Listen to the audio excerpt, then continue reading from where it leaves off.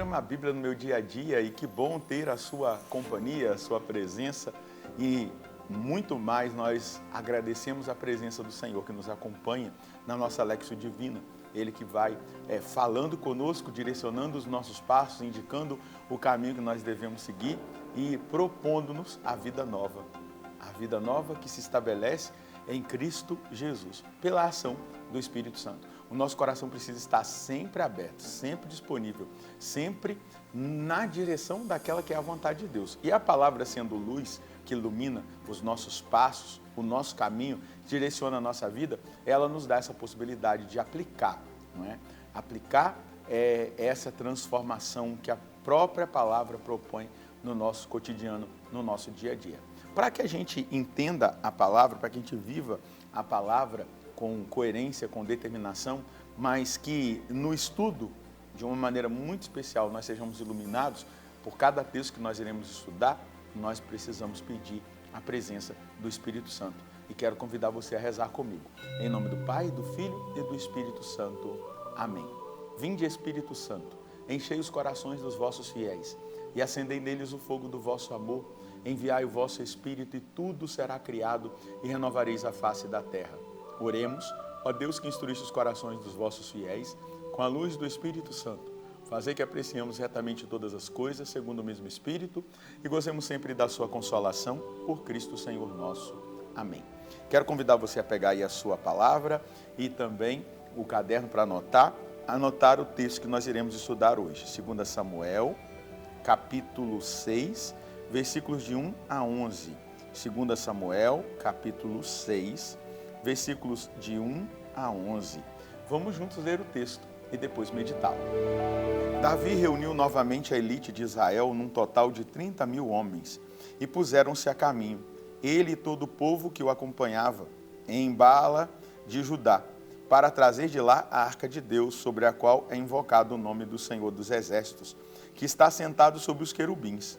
Instalaram a arca de Deus sobre um carro novo, tirando-a da casa de Abinadab na colina. Oza e Aio, filhos de Abinadab, conduziram um carro novo. Oza ia ao lado da arca de Deus e Aio ia na frente. Davi e toda a casa de Israel dançavam diante do Senhor com todo entusiasmo, cantando ao som de cítaras, harpas, pandeiros, sistros e símbolos. Mas ao chegar à eira de Nacon, Oza estendeu a mão para a arca do Senhor e segurou-a, porque os bois tinham escorregado. Então o Senhor inflamou-se de ira contra Oza e feriu por causa de sua temeridade, de modo que ele morreu ali mesmo, junto da arca de Deus. Davi entristeceu-se pelo fato de o Senhor ter se lançado contra Oza. Por isso aquele lugar recebeu o nome de Fares Oza, brecha de Oza, nome que leva até hoje. Naquele dia Davi começou a ter grande medo do Senhor e disse: como entrará a arca do Senhor em minha casa? Não permitiu que a levassem para sua casa na cidade de Davi, mas ordenou que a transladassem para a casa de Obed-Edom, o gatita. Ficou a arca do Senhor 3 meses na casa de Obed-Edom, o gatita, e o Senhor o abençoou com toda a sua família. Veja só, Davi vê aqui, nesse momento específico da sua caminhada histórica como rei de Israel, a necessidade de trazer a arca para Jerusalém, para a cidade de Davi, não é? Só que acontece esse incidente, né? Depois das vitórias que Davi conquistou militarmente falando, ele volta e deseja fazer com que o centro espiritual, o centro do reino, seja a Arca da Aliança, seja a presença de Deus, não é? Então ele quer trazer a Arca da Aliança para que Deus seja o centro do seu governo, do seu reinado, da história desse povo. A intenção de Davi, ela é muito justa, ela é muito importante, porque a arca era o sinal visível da presença de Deus. Nós vemos nos textos que a gente já estudou, que Deus estava com Davi, Deus se manifestava invisivelmente, mas a presença visível trazia uma autoridade, um respeito. A gente percebe que acontece essa realidade. Nem toda reta intenção, boa intenção, substitui a fidelidade aos caminhos de Deus. Então, por que acontece esse fato? É simplesmente porque esse homem, né, tocou na arca do Senhor? É só por isso? É só porque Osa tocou na arca do Senhor? Não. É porque, com toda a boa intenção que Davi teve, ele não obedeceu ao que Deus havia estabelecido do translado da arca. Então, isso precisa ficar muito claro para a gente, né? Para se transportar, se transladar a arca, então o erro não foi ter trazido a arca, o modo como foi feito que foi errado. Por quê? A indicação que o Senhor havia dado não era que ela tinha que ser transladada num carro novo, mas era que ela tinha que ser carregada pelos levitas num varal com toda a reverência como ordem divina. Então, um princípio divino foi desobedecido. E ali acontece aquela fatalidade da morte de Asa para mostrar exatamente isso. Mas Davi fica com medo e então diz, não vou levar a arca para minha casa. Imagina se isso aconteceu aqui no caminho. E leva para a casa de Obed-Edom. Isso aqui é profético, né? Por quê? A arca da aliança, ela é o símbolo da encarnação do verbo. O Deus que se fez carne está no meio de nós. A presença de Jesus. É a leitura espiritual, né, analógica. Então a gente vê essa realidade. Mas também essa dimensão eclesial do ajuntamento das pessoas em torno de Deus, a igreja. E a casa de Obed-Edom fica 3 meses. Vamos lembrar de um fato histórico? Maria ficou na casa de Isabel por 3 meses, abençoando a casa de Isabel, abençoando João Batista, abençoando a vida de Isabel e a sua gestação. Então Maria é a nova arca da aliança. É só para a gente fazer a analogia e perceber essa dimensão. A arca, ela representa, não é, a santidade de Deus e a presença real do Senhor entre o seu povo. Então, como eu já disse, ela figura o mistério da encarnação. Então, o temor santo, ele não afasta de Deus, mas ele purifica a forma de nós nos aproximarmos do Senhor. Como você tem se aproximado de Deus? Como você tem se aproximado das coisas santas? Como você tem entrado numa igreja? Quando você vai para a Santa Missa, por exemplo, você tem noção que você está na casa de Deus, no templo do Senhor? Ali existe um tabernáculo, um sacrário, onde a presença real de Jesus está. Você vai para lá e já busca um momento de introspecção, de oração, de silêncio, ou você faz da igreja uma praça onde você fica batendo papo com as pessoas, conversando, se distraindo, olhando o celular? Como que tem sido o seu relacionamento com a presença de Deus?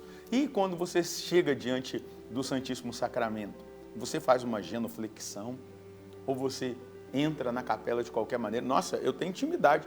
Intimidade não é irreverência, pelo contrário, é reverência.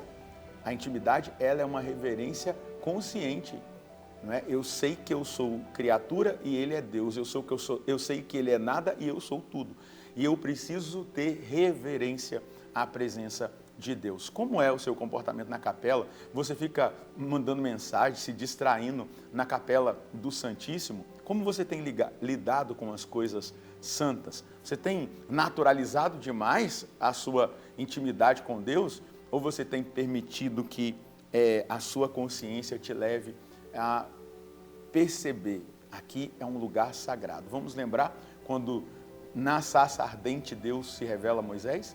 Tira as sandálias dos pés, pois o lugar em que está é santo. É santo esse lugar. Então tira as suas sandálias e adore a presença.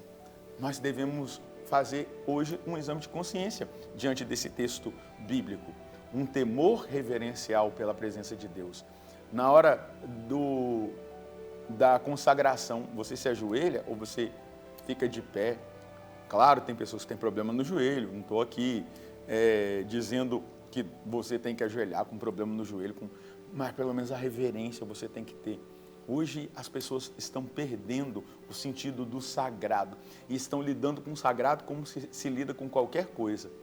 Mas é preciso ter reverência. Não é todo mundo que pode mexer nas espécies sagradas, hóstia consagrada, existe o ministro, o sacerdote, o bispo, o diácono, existem os ministros extraordinários da Sagrada Comunhão, que são preparados, que têm formação e que devem ter reverência. Não é todo mundo, né? O próprio passeio com o Santíssimo, a gente sabe que é fé, todo mundo quer meter a mão, segurar.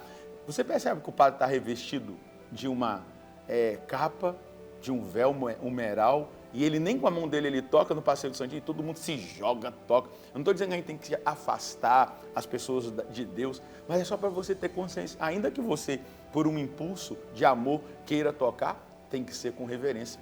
Quantas vezes a pessoa já enfiou a mão, já quase derrubou o Santíssimo, parece que não tem noção do que está tocando, em quem está tocando a reverência. Então nós devemos olhar para nós mesmos hoje, nesse estudo bíblico, e perceber esse chamado que Deus nos faz a ter um temor reverente. Qual é a mensagem que o Senhor nos permite colher?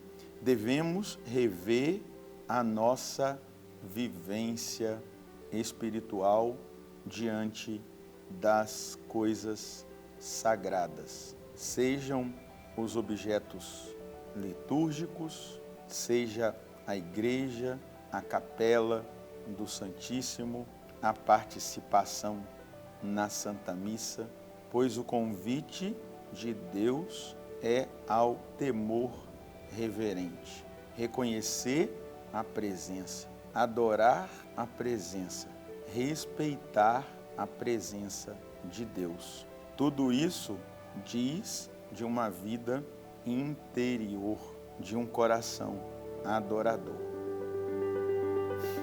É bom a gente fazer uma revisão de vida, olhar como nós temos nos comportado diante da presença de Deus. Tem gente que vai para a missa com certo tipo de roupa, você não está na praia. Se tem uma coisa que os protestantes dão um banho na gente, é o comportamento deles, como eles vão vestidos para a igreja. Não estou dizendo que você vai ter que colocar um terno agora, não é isso. Mas você tem que olhar, você não vai de sandália, de chinelo, de bermuda, de camiseta, as mulheres com roupas decotadas. Você tem que ter reverência, temor, você está indo para a casa de Deus. É importantíssimo que nós observemos isso, porque o exterior fala do interior. Se o nosso exterior está dessa maneira, como que está o nosso interior em relação à reverência ao Senhor? Não é pessoas mascando chiclete, com um boné, pelo amor de Deus, pensa um pouquinho e volta o seu coração para aquilo que é a verdade. A presença de Deus exige reverência, exige amor e adoração. Vamos rezar? Senhor, obrigado porque essa palavra nos coloca diretamente em confronto com a nossa participação naquilo que é o sagrado, aquilo que é mais sagrado para nós, principalmente a Santíssima Eucaristia, principalmente a nossa participação na igreja. Não nos deixa, Senhor Deus, com um nome de intimidade, deixar de ter reverência e temor reverencial ao Senhor. Faz com que o nosso coração arda de zelo pela sua presença e que cada vez mais nós sejamos ainda melhores na reverência, no amor, no temor ao Senhor, reconhecendo quem Tu és e quem nós somos, totalmente necessitados da sua presença. Amém. Tenha coragem de olhar um pouquinho aí para a sua vida, de reparar como que você tem participado dos momentos litúrgicos, da vida litúrgica, da presença real de Jesus. E se precisa mudar, mude, meu irmão, mude, minha irmã. Deus abençoe você, Deus abençoe a sua família. Nós nos encontraremos no próximo programa, se Deus quiser, no nome do Pai, do Filho e do Espírito Santo. Amém.